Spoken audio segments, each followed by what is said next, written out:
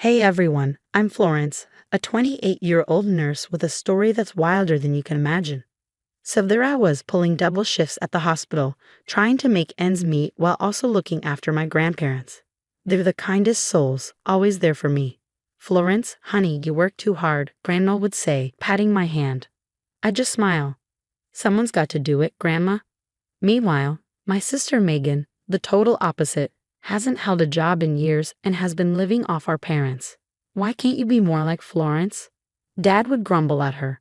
Mom always tried to defend her. Now, dear, I'm sure Megan's trying her best. Yeah, right, trying her best at spending their money. One day at the hospital, I got some incredible news. Congrats, Florence, you've been promoted to head nurse. My boss was beaming. I couldn't believe it. I called my boyfriend Jake right away. That's amazing, Flo. We should celebrate, he said. But life loves throwing curveballs. Just a week later, Grandpa's health took a sudden turn for the worse. I spent every free moment at their place, caring for both of them. You're an angel, Florence, Grandpa whispered, squeezing my hand. It was hard, but there was no question. I was exactly where I needed to be. As for Megan, she was nowhere to be found. Have you heard from your sister? I asked Mom one day. She sighed. She said she's busy. Job hunting. Yeah, I knew exactly how that went. Then the day came that I dreaded. Grandma called me, her voice shaky. Florence, it's Grandpa. He's gone. The world stopped. I rushed over, holding Grandma as she cried. The following days were a blur, funeral arrangements, endless tears. Just as we were starting to come to terms with losing Grandpa, Grandma passed away too, like she couldn't bear to live without him. The funeral was a somber affair. I stood there feeling empty as people came to offer their condolences. Megan showed up late, reeking of alcohol. Nice of you to grace us with your presence, I muttered. She shot me a glare.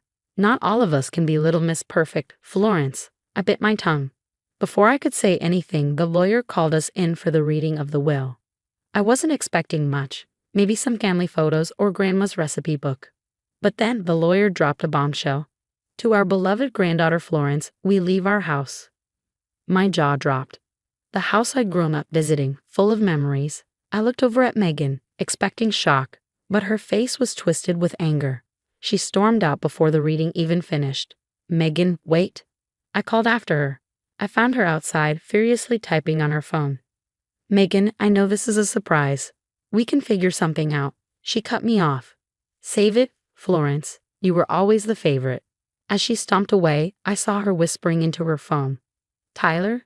Yeah, it's me. We need to talk. Now, I had a sinking feeling that this inheritance was going to cause more trouble than I could imagine.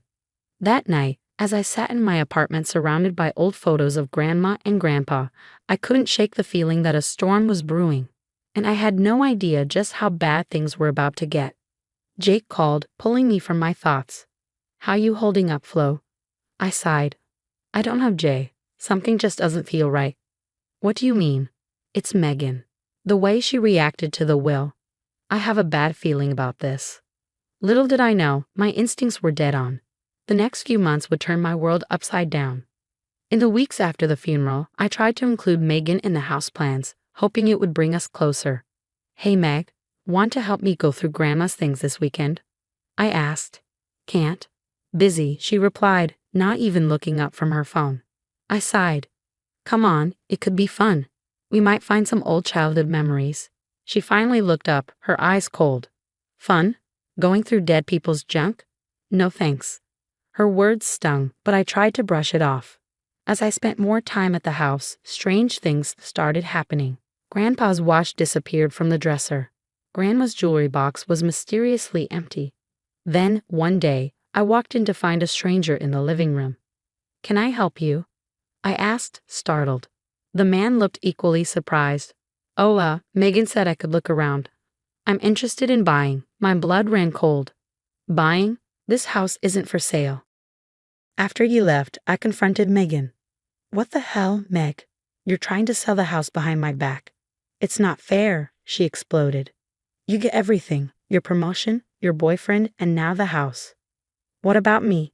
This isn't about you, I shouted back. It's about honoring Grandma and Grandpa's wishes. She stormed out, slamming the door so hard a picture fell off the wall. A few days later, I overheard a conversation in the backyard. I crept closer, recognizing Megan's voice, along with Tyler's. "We need to move fast," Tyler was saying, "before she figures out what's happening." Megan sounded desperate. I know, but how? She's always here. Leave that to me. I've got connections. We'll get this place sold and split the cash before she knows what hit her. I felt sick. How could Megan do this? Determined to get to the bottom of things, I started digging. What I found shocked me: unpaid bills, loan shark threats, casino debts. Megan was in deep, and I had no idea just how far she was willing to go to get herself out. But nothing could have prepared me for what I found next. Buried in a stack of papers on Grandpa's desk was a document that transferred ownership of the house, with my forged signature. My hands trembled as I held the paper. This wasn't just Megan being resentful. This was criminal. As the weight of Megan's betrayal sank in, a flood of emotions hit me. Anger, heartbreak, disbelief. How had it come to this? My own sister, willing to steal and lie to get what she wanted. I sat in Grandma's old rocking chair, the forged document in my lap, and tried to figure out my next move. One thing was clear. This was war, and I wasn't about to let Megan win. This wasn't just about the house anymore. It was about stopping Megan before she dug herself into a hole too deep to escape. My first stop was Jake's place. I laid everything out in front of him: the forged document, the strange behavior, everything I'd uncovered. "Geez, Flo, this is serious," Jake said, wide-eyed. "What are you going to do?" "I need proof. Solid, undeniable proof." That's when I remembered Sarah, a family friend and lawyer. She'd know what to do. "Florence, this is a delicate situation," Sarah warned. "We need to be smart about how we approach this." With her advice, I set up hidden cameras around the house. It felt invasive, but I had no other options. Days passed, and the cameras captured plenty: Megan and Tyler snooping through drawers, making calls to potential buyers.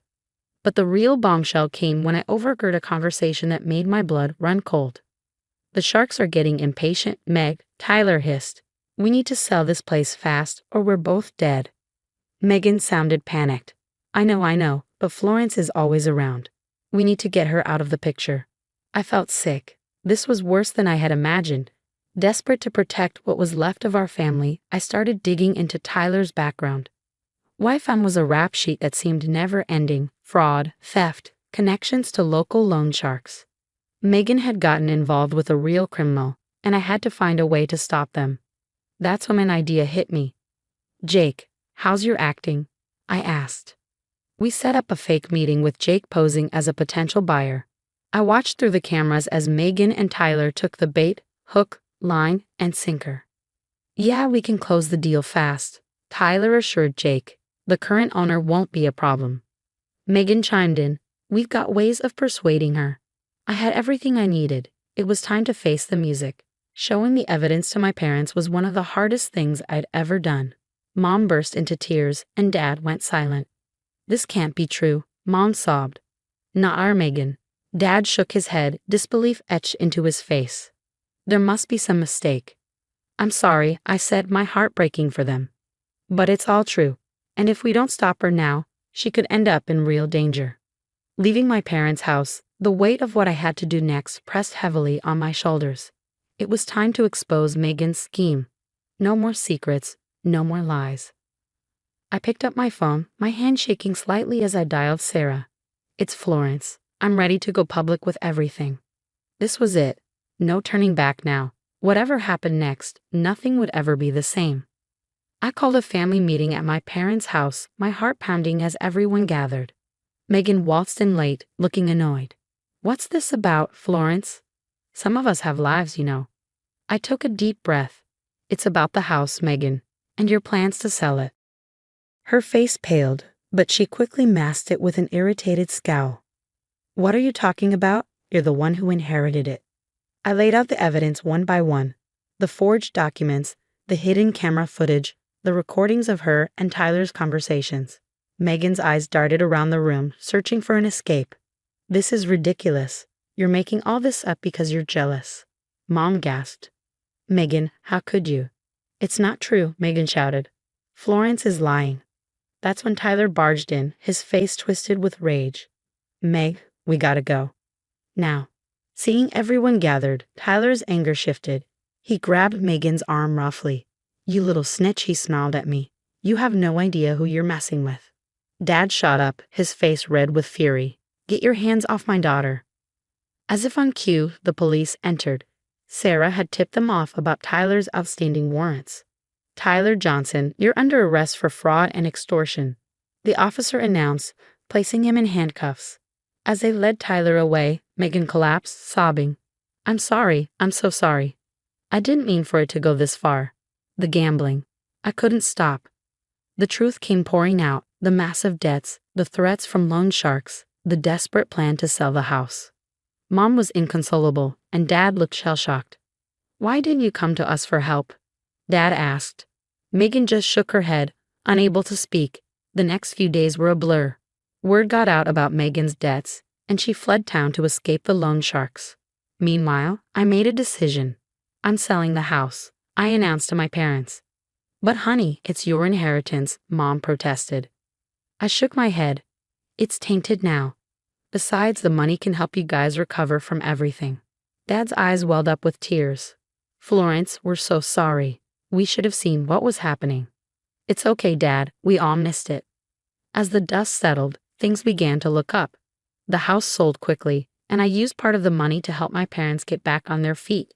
The rest went toward furthering my career. I enrolled in a specialized nursing program I'd always dreamed of. 1 year later, life looked very different.